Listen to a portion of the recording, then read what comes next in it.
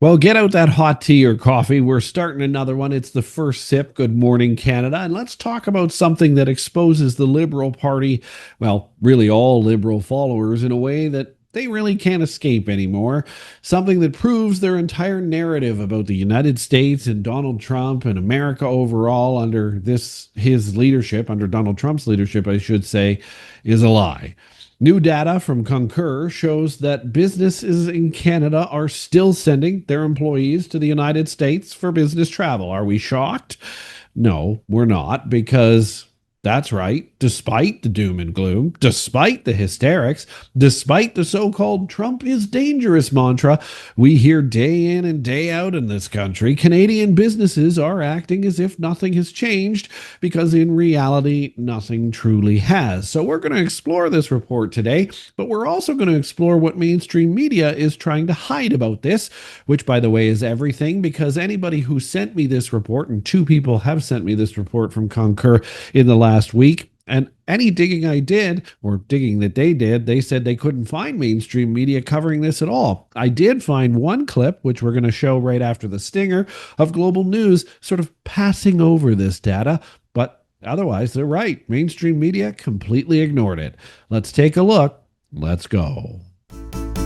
Welcome to Bakes on Things.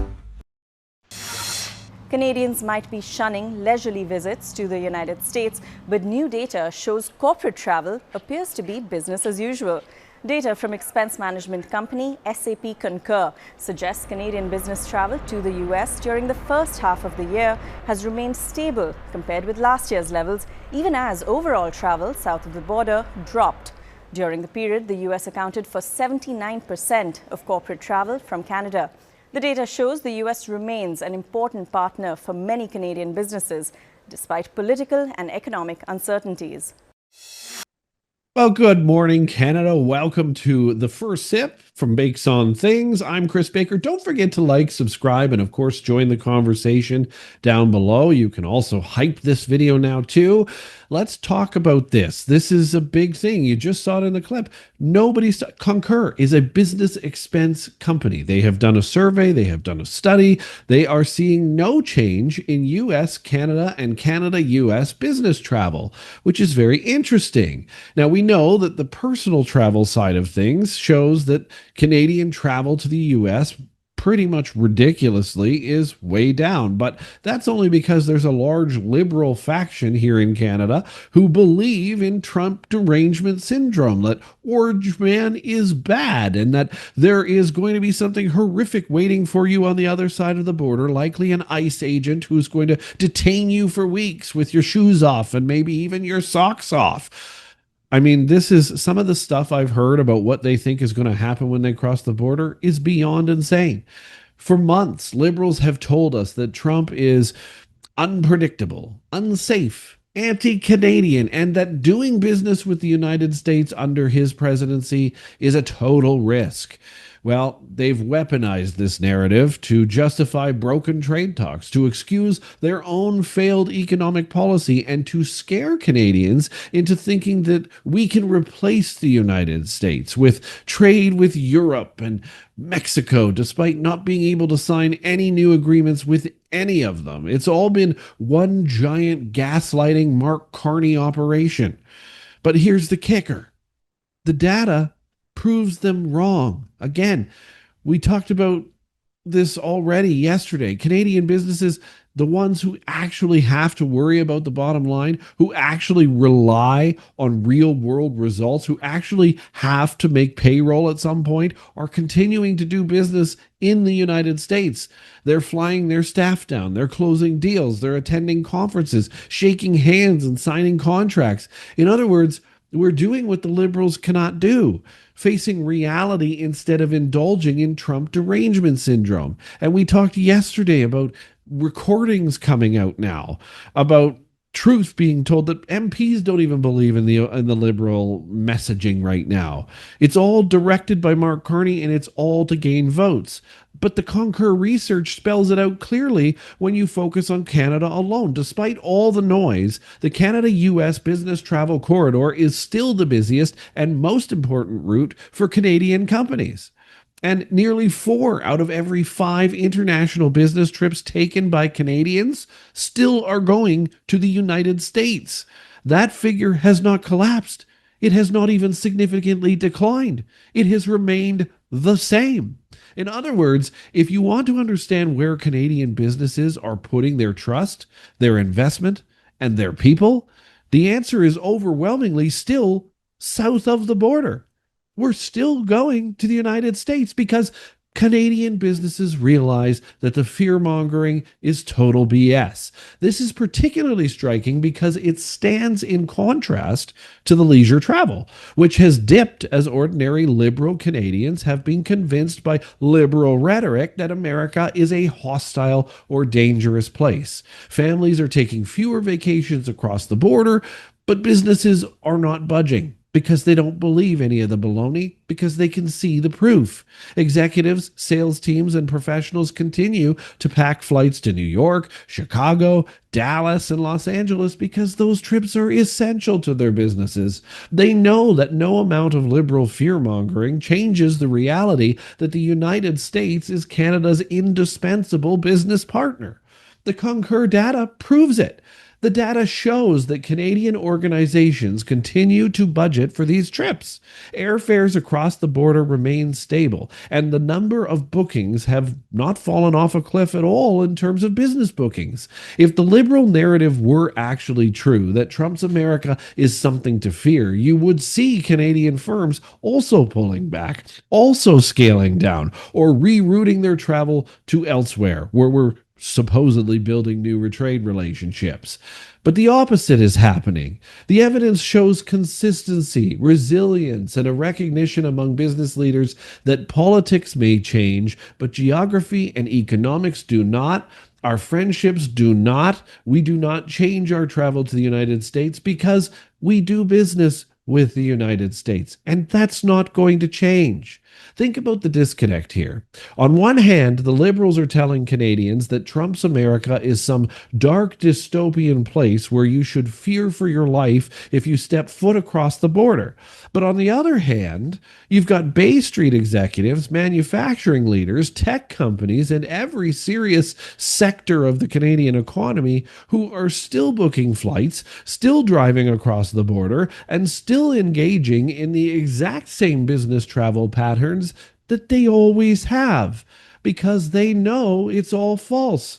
Even Mark Carney's biggest investment, Brookfield Asset Management, works between the two countries. Why? Because the United States remains Canada's most important trading partner, period. No amount of Carney photo ops in Mexico, no amount of we're signing an agreement to talk about signing another agreement with Europe can replace the sheer scale of U.S. trade. Canadian businesses know this all too well. And you just have to look to Canadian businesses to find that this is true. They're not buying into the liberal spin. They're not going to risk their success just to appease Mark Carney's fragile anti-Trump ego, because it's business as usual for them. But then there's our small towns. And here's where the hypocrisy really bites hard. This is where it's actually truly affecting both economies. Businesses will keep working together no matter what Ottawa says because money, trade, and opportunity don't lie. CEOs and managers aren't going to cancel deals with their American counterparts because some liberal told them to, because some liberal in Parliament thinks the orange man is mean. They'll keep traveling, they'll keep networking, and they'll keep building partnerships because their bottom line matters. Apparently, to our liberal government, our economy doesn't, but that's okay. They're the ones who destroyed it.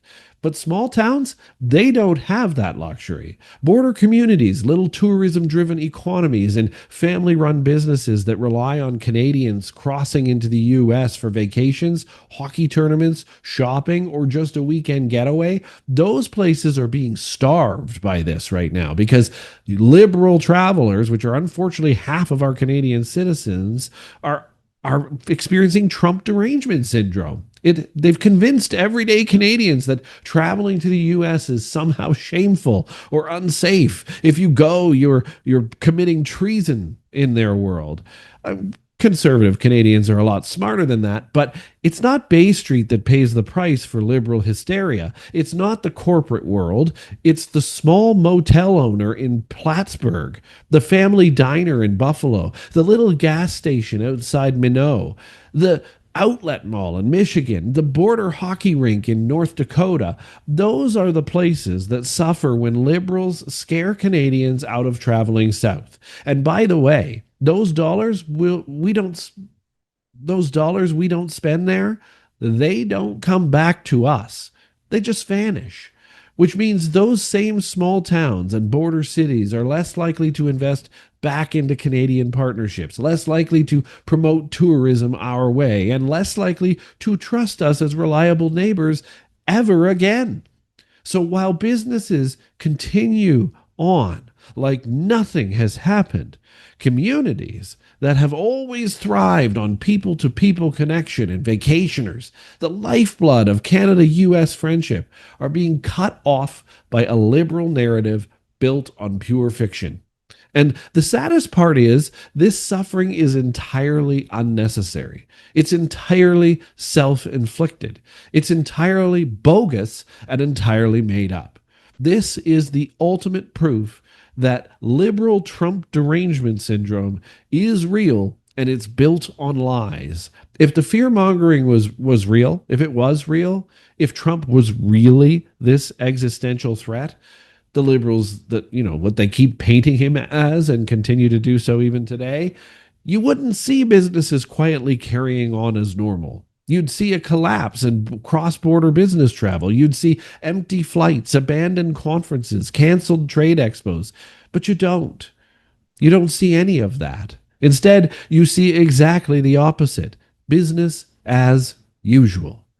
That is the loudest, the clearest signal possible that the liberals are wrong. Not just a little wrong either, completely, fundamentally, and perhaps even catastrophically wrong. And here's the real danger. While businesses are smart enough to ignore this liberal rhetoric and this liberal hysteria over Donald Trump and keep their U.S. connection strong, ordinary Canadians are being gaslit into believing America is unsafe, unstable, or unworthy of our business or our trade.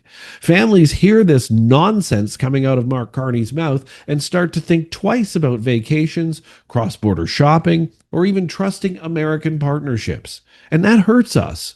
Not them, us. That hurts Canadian workers. That hurts our economy. Meanwhile, the liberals get to pat themselves on the back for being principled while presiding over the slow erosion of our biggest trade partnership and biggest trade relationship. It's sabotage wrapped up as virtue signaling. So to wrap up this morning's first sip, here's the thing. Here's what I want you to think about. Let's be very clear here. Canadian businesses have just proven the liberals wrong. This study should have gotten a lot more attention. They've shown that Trump derangement syndrome is a fantasy cooked up in Ottawa and amplified by a compliant media who just follows along with whatever the liberals want them to say. On the ground, in the real world, the U.S. is still Canada's number one partner. It never will change because there are neighbors to the south, and business leaders know all of this. The only people who don't know it are Mark Carney, the liberals, and every single liberal Trump-obsessed hack who would rather live in a fantasy than deal with the reality. And Canadians are paying the price for those delusions dearly. Because when the boardroom sees reality and Ottawa lives in a hallucination, you know who loses, right? You, the taxpayer, the worker, the viewer of this program, the family that depends on cross-border trade. And it's time somebody said this. Liberal Trump derangement syndrome isn't fake, it is real, and it isn't just embarrassing, it's dangerous. That's it for the first sip. Thanks for watching. We'll catch you again at 6 p.m. tonight for the final word. Don't forget again to like, subscribe, and of course, please share your thoughts down below on all of this. Are you stopping your travel to the United States? Should businesses? I think I know your answer, but get into those comments anyway and have a lot of fun. Enjoy your Wednesday. It's hump day, and we'll see you this afternoon at 6 o'clock. Have a good day.